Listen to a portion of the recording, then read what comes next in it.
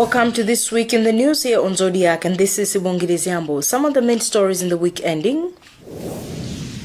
MEC bemoans acts of violence and continued low women participation and voter turn-up during by-elections. Agriculture experts say the just released farm gate prices will favor only farmers that benefited from AIP initiative. MHRC condemns former MBC boss for abusing female employees. And World Bank grants Malawi 75 billion kwacha for development projects implementation in district councils. Stay with us, we have these and many more. Some electorates in 7 constituencies and 2 wards on Tuesday went to polling by-elections, which Malawi Electoral Commission conducted following the death of sitting members and nullification of 2019 parliamentary election in the courts. In the MEC chairperson Dr. Chifundo Kachale, during announcement of the results, however, bemoaned violent scenes in some of the constituencies by politicians, which he said need to be not to be entertained in an election. He also bemoaned low turn-up of voters and participation of women. Winston Kaimina filed this report. According to the results, Felix Kaira of UTM has won a parliamentary seat in Karonga Northwest constituency. Arnold William Kadzanja of Malawi Congress Party has won in Nchisi North constituency. Francis Beleganyama of the Malawi Congress Party has won in Lilongwe Nsinja South constituency, while independent candidate Biswick Milioni has won in Zomba Changalume constituency. In Chikwawa East constituency, Lodrick Kumbanyiwa of UTF has won, while in Sanja North constituency, Enoch Chizuzu of Malawi Congress Party has been declared winner. Kafandikale Mandevana of MCP has won in Sanje Central constituency, while in local government elections, Lucius Kalia of DPP has won in Livilidzi ward in Balaka West. Another candidate of DPP, Richard Mulingano, has been declared winner in Chitakale ward in Mulanje district. During the announcement of the official results in Lilongwe, Malawi Electoral Commission chairperson Dr. Chifundo Kachale bemoaned cases of violence which affected the electoral process in constituencies such as Karonga Northwest. He also noted that COVID-19 preventive measures were not observed in some cases. Kachale disclosed that a number of electoral complaints which the Commission received were criminal in nature and can best be dealt with by bodies such as police. The Commission would like to commend the people in some of the by-election areas for maintaining law, peace and order and calm during the entire campaign period.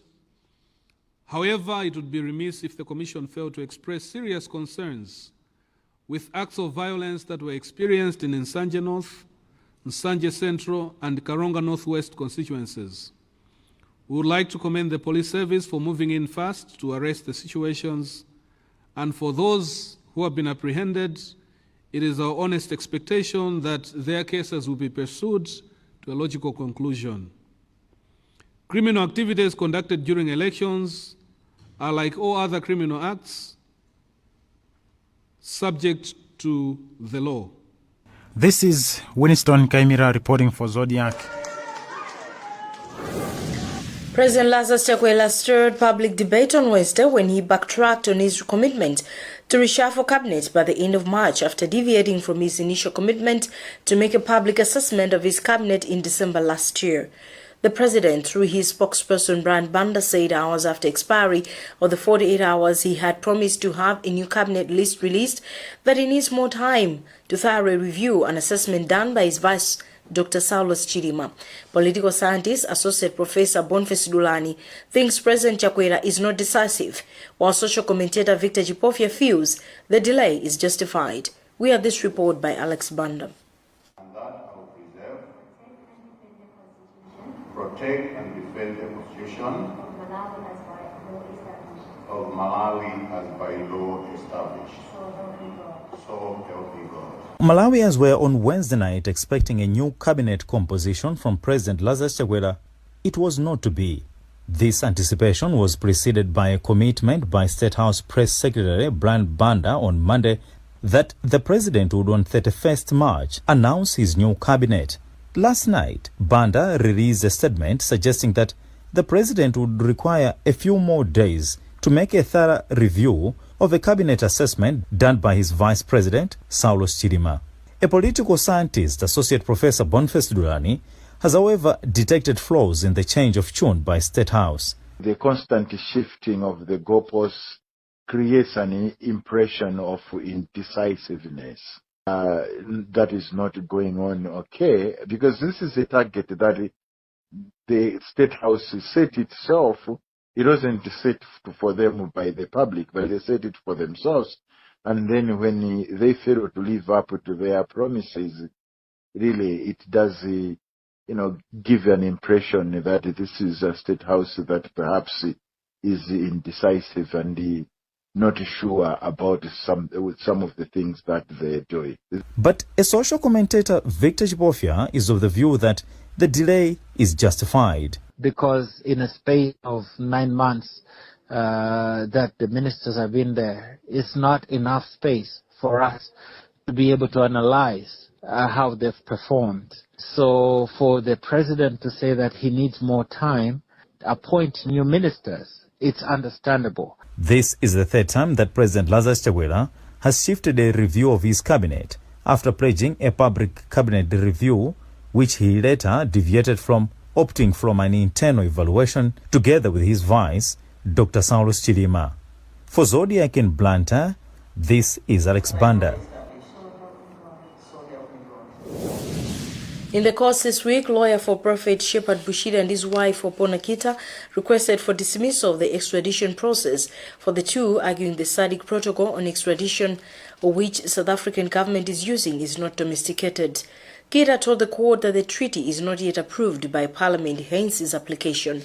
The state, through Director of Public Prosecutions, Dr. Stephen Kayuni, said he's ready to challenge the request. Winston Gaimira filed this report from the courts. During the hearing of the extradition case, Magistrate Patrick Chirwa gave his determination on how evidence should be presented to the court. Chirwa agreed with the defense that the government of South Africa needs to send witnesses to testify against the Bushiris. He said the court needs to take down statements from the witnesses according to the country's extradition law. Meanwhile, defense lawyer Opona Kita says the Bushiris want the matter dismissed, saying the government of South Africa is using the SADC extradition protocol, which is not domesticated. Director of Public Prosecutions, Dr. Stephen Kayuni, says this will be challenged in court. Meanwhile, Judge Kenyatta Nyirenda has sustained an injunction restraining police from rearresting Bushiri. Lawyer Kita says the defense has welcomed the ruling. The case shall continue on 19th April to allow the Bushiris mourn their daughter. This is Winston Kaimira reporting for Zodiak. Still the course, the High Court in Lilongwe on Tuesday threw out an application by security aid to former President Peter Mutharika, Mr. Norman Chisale, who applied for a stay order and ex parte hearing of a case in which he is accused of using a fake certificate to join the Malawi Defence Force. The ruling, made in chambers by Judge Retson Kapindu, ordered that the case at the Lilongwe Magistrate Court should proceed without any interference. Andrew Viano filed this report. Former President Peter Mutharika's bodyguard Norman Chisale is answering a number of cases in Malawi courts, and among them is the one of his alleged fake junior certificate. While the case is still in courts, Chisale, through his lawyers, applied for an ex parte hearing and a stay of the case.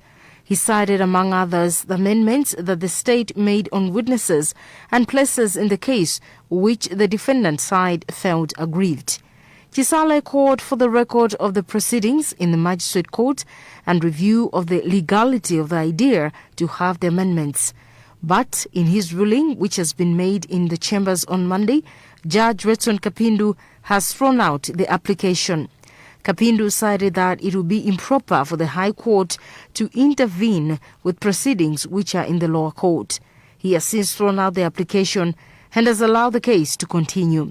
Last year, the state paraded a number of witnesses in the case in which Chisale is answering at Lilongwe Magistrate Court. In agribusiness, the harvest season is fast approaching, such that government on Thursday released farm gate prices for all strategic crops for the 2020-2021 agriculture season, with maize said at 150 kwacha per kilogram, which is lower than the price set last farming season. Farmers Union of Malawi President Frighton Jolomoli and agriculture expert Lonjezo Masikini, while commending government for timely release of the price list, feel they only favor farmers that benefited from the Affordable Imports Program AIP. Nonetheless, speaking when he announced the process in Lilongwe, Minister of Agriculture Lobin Lowe said the prices were arrived at after thorough consultations with relevant stakeholders in the agriculture sector. Madasopidi gave us this report. Minister of Agriculture Lobin Lowe said before coming up with farm gate prices, there are several factors that are considered, such as cost of production, market forces, price trends for the previous year, and export pricing. He added that after thorough consultations with the key stakeholders in the agricultural sector, they settled for 150 kwacha per kilogram for maize because the production cost was around 120 kwacha per kilogram, which meant the farmer was still making a 30 kwacha profit per kilogram. Among other crops, cotton is at 320 kwacha per kilogram, paprika will be sold at 830 kwacha per kilogram, while polished rice is at 600 kwacha per kilogram, shelled groundnuts will be sold at 480 kwacha per kilogram, and pure beans is at 510 kwacha per kilogram. Both the Farmers Union of Malawi, FUM, and Civil Society Agriculture Network said what was key was for ADMAC to start buying the produce early to protect farmers from unscrupulous traders. Jacob Nyirongo is FUM Chief Executive Officer. The major issue is that as Malawi, we need to have a price leader.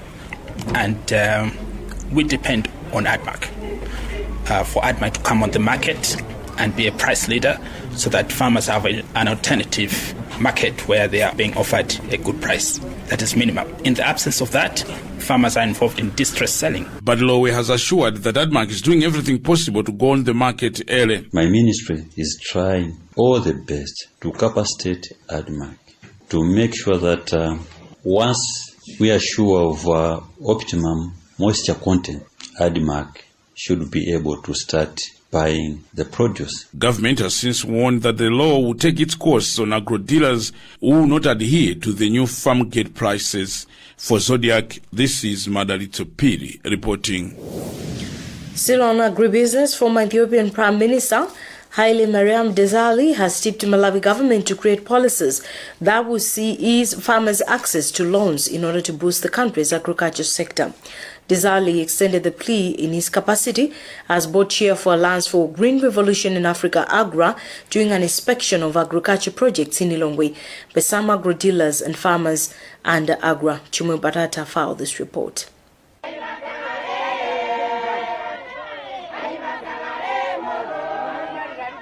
Relations and chanting songs of women as they received the visiting former Prime Minister of Ethiopia, Haile Mariam Desalegn. But in these songs are silent voices of farmers, including agro-dealers, who are concerned with lack of access to loans. Some of the agro-dealers we talked to say financial lending institutions ask for stiffer collaterals when they are approached to get loans for their agro-business firms. Robert Ngomonda, an agro-dealer based in Natenje, told us government should come in by putting up ways to cushion the agro-dealers.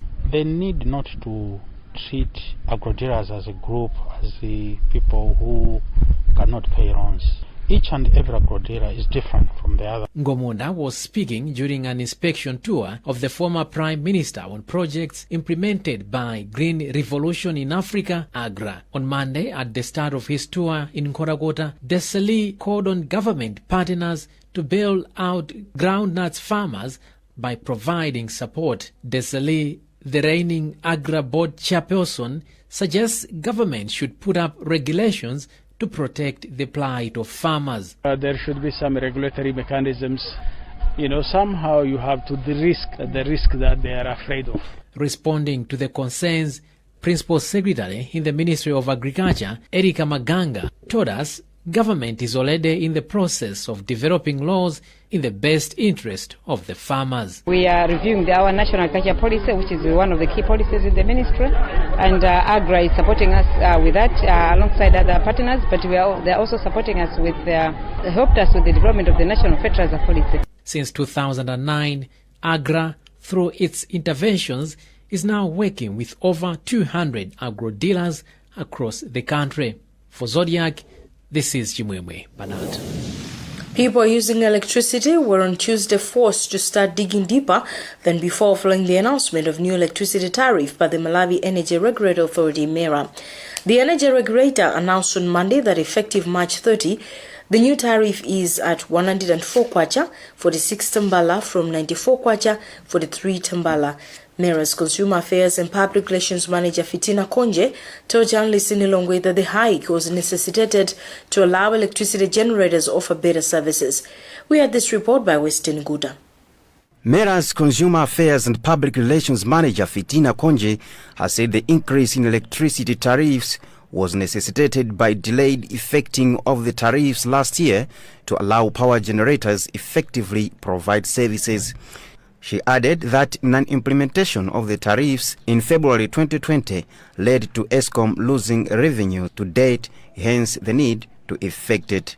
The new tariffs have thus been adjusted upwards from 95 kwacha 43 tambala to 104 kwacha 46 tambala, representing a 10.62% increase.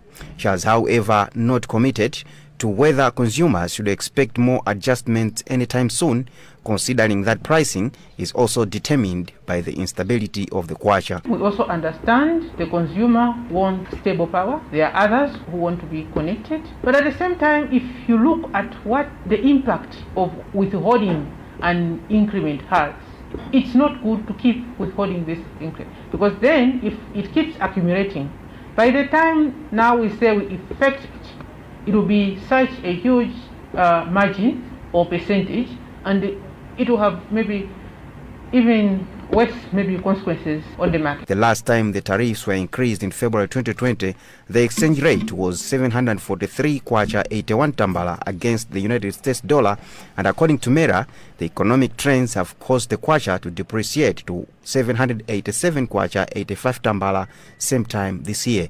Reporting for Zodiak, I am Weston Guta. And you're watching This Week in the News on Zodiac. We still have more to come.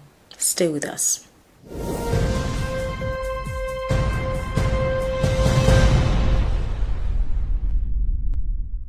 For a better tomorrow, don't forget to do the 1, 2, 3 with Colgate every night.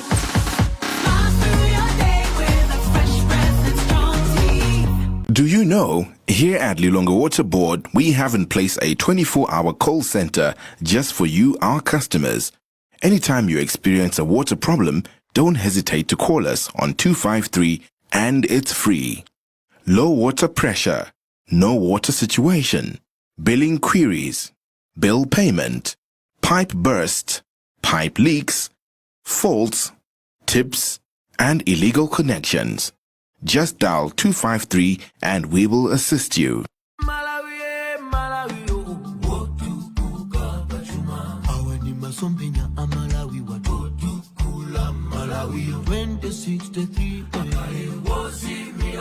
Ufika 2063 kale wokomera aliyense achinyamata tikwira ne manja tukula Malawi achinyamata tikale patsogolo tukula Malawi Malawi wozimira paeka Malawi wokomera aliyense Malawi 2063 kusinda dziko lathu mokomera aliyense.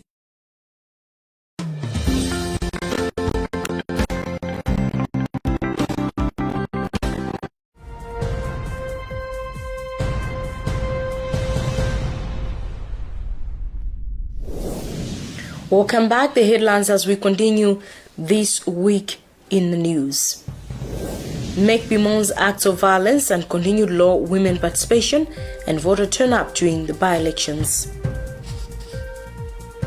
Agriculture experts say the just released farm gate process will favor only farmers that benefited from AIP initiative.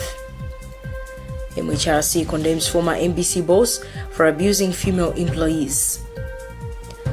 And World Bank grants Malawi 75 billion kwacha for development projects implementation in district councils. Moving on with the news, Malawi Human Rights Commission on Monday released 2 reports on human rights investigations over sexual abuse and shooting of a polytechnic student, which condemned the conduct of Malawi Broadcasting Corporation employees. The reports were on the death of Blessings Nyondo, a polytechnic student who was shot in December last year, and alleged sexual abuse of the state broadcaster by the institution's former Director General on female employees. Among others, the report on the polytechnic student found that an MBC security officer shot the student who was running away from the thugs and was seeking safety in a vehicle that the security guard and others were using. Happen Jaramano gave us this explanation. First to be released were findings in the shooting and death of Blessings Nyondo, former Malawi Polytechnic student, who was shot in the eve of Christmas last year. The commission said that the late Nyondo was shot by a security officer for Malawi Broadcasting Corporation, and he died at Queen Elizabeth Central Hospital in Blantyre on January 8th. In its recommendations, the commission said that MBC should discipline this security officer for the action that he took. And another recommendation that was made was that parents and relations to the late Nyondo may take to court state for compensation for the death and loss of their relation. Now, after making that submission, the commission went further to release findings in the investigation that it carried out on sexual abuse that were reported at the Malawi Broadcasting Corporation. And in its findings, the commission found out that the former Director General of MBC, that's Obre Sombreta, sexually harassed about 8 female employees of MBC in his office on several occasions. The commission said that about 8 of them complained, but only 4 testified, while the rest excused themselves from testifying, citing the repercussions that they would have met because they have testified. Now, on these findings, the commission made some recommendations by ordering the board of MBC to reinstate all the female employees who resigned, and some went on an early retirement because of the unfavorable environment that was created by Sombreta. And another recommendation that was made was that a criminal investigation should be instituted because of what transpired during this time. So we also talked to the acting Director General of MBC, who said that their officer, security officer who shot the late Nyondo, will be disciplined right away, while the board will meet to map the way forward on the other recommendations. From Amaris Hotel in Blantyre, this is Happen Jaramano. The World Bank has provided Malawi a 75 billion kwacha grant for distribution to all 28 district councils for implementation of projects that were abandoned and others new.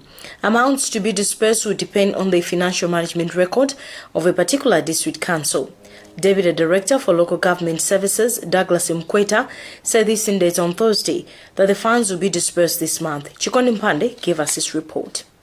Deputy Director of Local Government Services Douglas Nkweta told Zodiak they have received 75 billion kwacha and a project called Governance to enable service delivery, for example, implementation of projects under District Development Plan with a focus on abandoned projects. He said in January and February this year, they conducted a local authority performance assessment in all the district councils, whose findings will be used to determine councils to receive large amounts depending on their financial management. We have this project, and the project has 100 million United States dollars that must be spent in accordance with the district development planning system. This money will follow the DDF guidelines, which means that it is money that goes straight into the District Development Fund. Chairperson for the District Council, Temuka Nkhwewu, told us that the funds will assist the district to construct more health facilities and school blocks, among other projects. This project has come at the right time. Our main focus area will be the completing the incomplete projects, as well as prioritizing the VTC action plans. Parliamentarian for the North constituency, Savero Kafwafwa, said construction of bridges which stalled in his area will now be completed. We want to make sure that from now we should improve, so access to education should be a priority in the North constituency. So we expect to see more classrooms, teachers' houses, and also maybe constructing 1 or 2 other community-based secondary schools. World Bank will provide such grants for 5 years if the Malawi government also continues dispersing its own funds to district councils through District Development Fund. Results of the 2020 Malawi School Certificate of Education exams were released on Thursday, with education expert Dr. Steve Shala describing them as catastrophic. Only 41% of those who sat for the examinations have qualified for the award of the MCEE certificate. The education expert has attributed the poor results to COVID-19 school closure, postponement and cancellation of MSCE examinations. Despite commending that the exams were well managed, Minister of Education Agnes Nyalonje said this is the lowest pass rate in over a decade, owing to various factors. We had this report by Western Guda. We had 138,310 candidates who sat for the examination. Out of these, 57,293 candidates have passed. This represents a pass rate of 41.42%. Announcing the results in Lilongwe, MANEB Acting Executive Director Dorothy Nampota has said that the pass rate this year has dropped by 9% as compared to 2019, with a pass rate of only 41.42%. Nampota announced that out of 138,310 candidates that sat for the examinations, only 57,293 candidates passed. Nampota has said results will be sent in the centers that candidates registered. Minister of Education Agnes Nyalonje, while saying the exams were well managed and that they were cheating and leakage-free, said this is the lowest results in over a decade. She adds that closure of schools in March 2020, shifting and cancellation of exams which left candidates disoriented contributed to the low pass rate. Out of the 138,310 candidates that sat for the examinations, 22,270 females passed out of 64,297 females, while 35,023 males passed out of 74,013 males. The 2020 MSCE exams were administered from 5th January to 29th January 2021 after being cancelled in October last year following a massive leakage. Reporting for Zodiac, I'm Western Guta. We now go to sports news.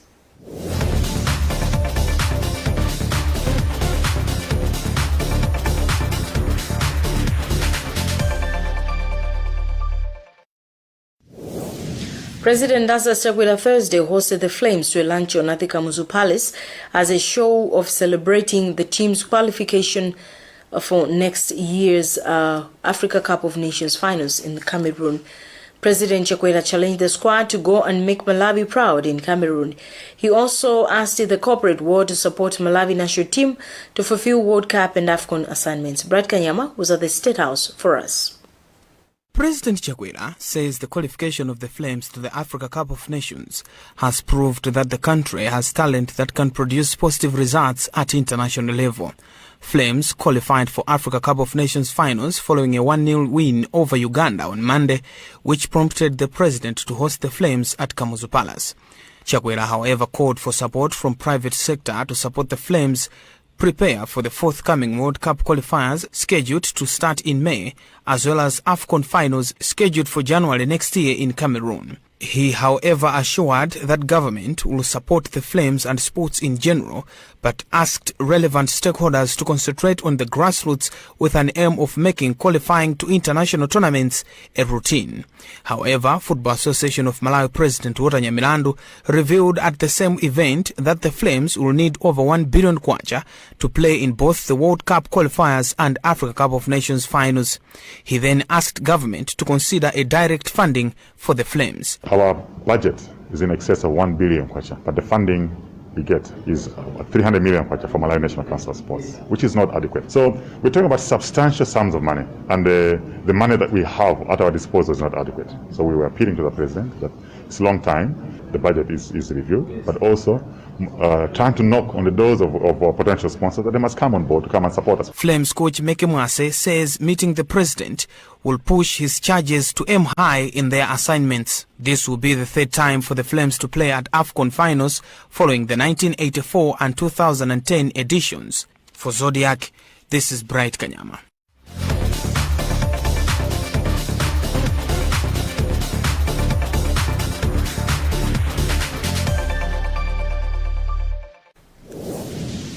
That's all we have time for in this week in the news. A reminder of some of the top stories before we leave you.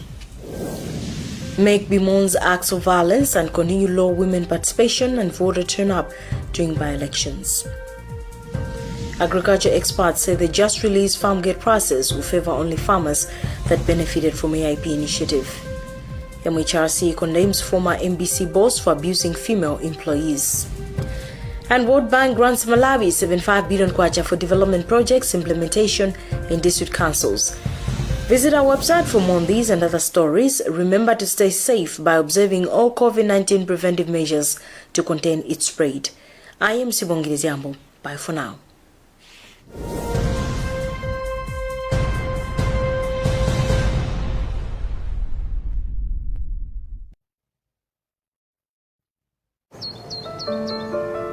Malawi has become the latest African country to report cases of the coronavirus, with infections seemingly on the rise.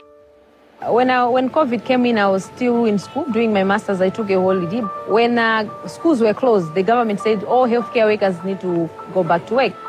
The first few weeks, when we had active cases, we didn't have the appropriate PPE. We were forced to go on a strike. Priska Beonda Sauga Kalumbi, nurse midwife, working with Queen Elizabeth.